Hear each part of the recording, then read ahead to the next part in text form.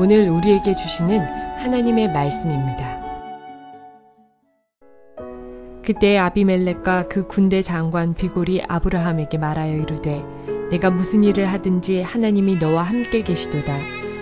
그런즉 너는 나와 내 아들과 내 손자에게 거짓되이 행하지 아니하기를 이제 여기서 하나님을 가리켜 내게 맹세하라. 내가 내게 후대한 대로 너도 나와 내가 머무는 이 땅에 행할 것이니라. 아브라함이 이르되 내가 맹세하리라 하고 아비멜렉의 종들이 아브라함의 우물을 빼앗은 일에 관하여 아브라함이 아비멜렉을 책망하며 아비멜렉이 이르되 누가 그리하였는지 내가 알지 못하노라. 너도 내게 알리지 아니하였고 나도 듣지 못하였더니 오늘에야 들었노라. 아브라함이 양과 소를 가져다가 아비멜렉에게 주고 두 사람이 서로 언약을 세우니라. 아브라함이 7 암양 새끼를 따로 놓으니 아비멜렉이 아브라함에게 이르되 이 7 암양 새끼를 따로 놓음은 어찌미냐. 아브라함이 이르되 너는 내 손에서 이 암양 새끼 7을 받아 내가 이 우물 판 증거를 삼으라 하고 두 사람이 거기서 서로 맹세하였으므로 그곳을 브엘세바라 이름하였더라.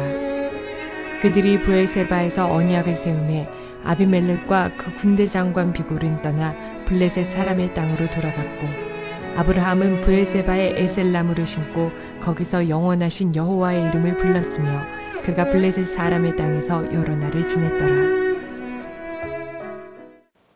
사랑하는 성도 여러분, 평안하셨습니까? 오늘도 말씀과 함께 축복된 하루를 살아가시기 바랍니다. 오늘 우리가 은혜를 나눌 하나님의 말씀은 창세기 21장 22절에서 34절 말씀입니다. 오늘의 본문은 아브라함이 그랄 왕 아비멜렉과 평화 조약을 체결하는 내용이 나옵니다. 이 내용들 가운데는 무엇이 핵심적인 것이냐 하면은 아브라함이 하나님으로부터 굉장히 번성하고 풍성해지는 축복을 받았다는 내용입니다. 아브라함과 사라가 하나님께서 약속해 주신 후손 이삭을 얻은 이후에는 계속해서 하나님께서 풍성함을 허락해 주십니다. 이것이 무엇을 말합니까? 하나님께서는 궁극적으로 우리 믿는 사람들에게 언약의 백성들이 풍성한 삶, 창대케 되는 삶을 살아가시기를 원한다는 얘기입니다. 그 과정에 지금 아브라함이 여러 가지 고통과 고난과 역경의 과정이 있었지만은 궁극적으로는 하나님께서 그런 삶이 아니라 우리 믿는 사람들이 원래 하나님이 가지셨던 속성과 풍성인 풍성함을 다 누리고 살기를 원하신다는 얘기입니다. 우리들도 그렇지 않습니까? 우리가 예수 믿고 나면은 기왕이면은 좀 더 좋은 배우자를 만나서 또 좋은 안정된 직장에서 안정된 삶을 살아가길 원합니다. 불안정된 삶을 살아가기 원하지 않습니다. 그러나 우리의 현실이 그렇지 않습니다. 아브라함의 지금까지의 삶과 같이 고난과 역경이 점철되면서 도대체가 어디가 끝인지도 모르는 어두운 터널을 지나가고 있는 경우가 굉장히 많이 있습니다. 여러분들 주위를 보십시오. 우리 주위의 성도들이 그런 사람이 많이 있다는 것을 우리는 금방 알 수가 있습니다. 왜 그렇습니까? 이것은 바로 그런 과정이 있어야지만이 하나님께서 풍성함을 주실 때 그것을 올바로 사용하고 그 축복을 바로 누릴 수 있기 때문입니다. 오늘 아브라함을 보십시오. 아브라함과 아비멜렉이 만났을 때 아비멜렉이 뭐라고 말했습니까? 22절을 보십시오. 가로되 내가 무슨 일을 하든지 하나님이 너와 함께 계시도다 라고 얘기하고 있습니다. 그들은 이방인이었습니다. 하나님을 모르는 사람이었습니다.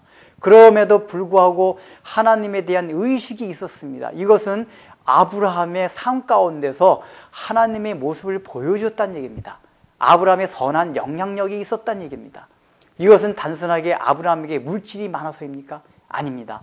물질이 많다고 해서 결코 이방인들이 우리들 모습 가운데서 하나님을 보지 못합니다. 오히려 그 사람들과는 다른 삶, 그 사람들과는 다른 어떤 삶의 방식과 사고를 가지고 살아갈 때에 그들이 하나님의 모습을 봅니다. 아브라함이 이런 모습으로 살아왔다는 얘기입니다. 바로 아브라함의 연단과 인내와 고난이 아브라함을 그런 사람으로 만들어낸 것입니다. 그래서 그 뒤에 풍성함을 허락하신 것입니다. 여러분들 창세기에도 뭐라고 나와 있습니까? 저녁이 되며 아침이 되니 이는 첫째 날이라는 표현이 나옵니다. 이것이 히브리식 표현입니다. 히브리식 표현은 바로 밤이 먼저입니다. 아침이 나중입니다. 왜 그렇습니까? 우리의 인생에게 주시는 것이, 하나님께서 먼저 주는 것이 밤이란 얘기입니다. 그리고 나서 아침과 낮이 온다는 얘기입니다. 이것이 하나님께서 우리를 향한 영적인 원리라는 것입니다. 그러므로 여러분은 삶 가운데서 우리가 예수 믿고 난 뒤에 고난과 역경이 올 때 그것을 이상하게 생각하지 마십시오. 저녁이 되며 그 다음에 아침이 됩니다. 반드시 아침이 오게끔 되어 있습니다. 다만 중요한 것은 우리가 이 저녁과 밤을 통해서 하나님이 우리를 향해서 원하시는 뜻이 무엇인가를 알고 그것을 우리가 이뤄내야 한다는 것입니다. 그러지 못할 때 그 밤은 길어질 수밖에 없습니다. 아브라함을 이제 오늘 결과를 보십시오. 아브라함이 그 축복을 다 받은 다음에 아비멜렉과 평화 조약을 맺고 나서 어떤 행동을 합니까? 에셀나무를 심습니다. 에셀나무라는 것은 굉장히 단단하고 생명력이 긴 나무입니다.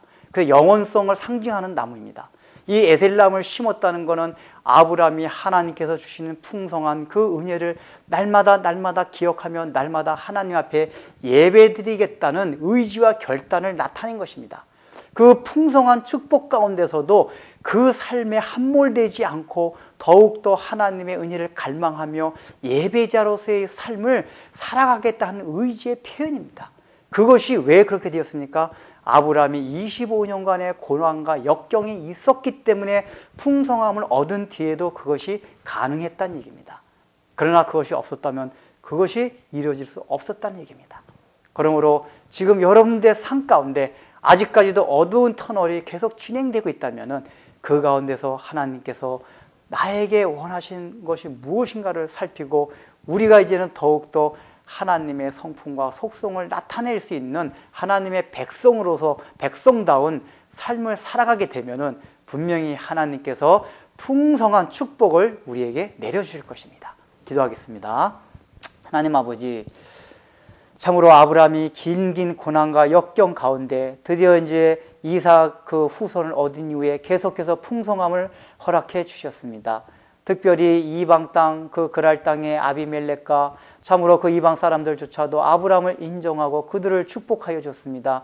이것이 왜 그랬습니까? 아브라함이 그 고난과 역경을 통해서 참으로 이제 하나님의 성품으로 연단을 받았기 때문입니다.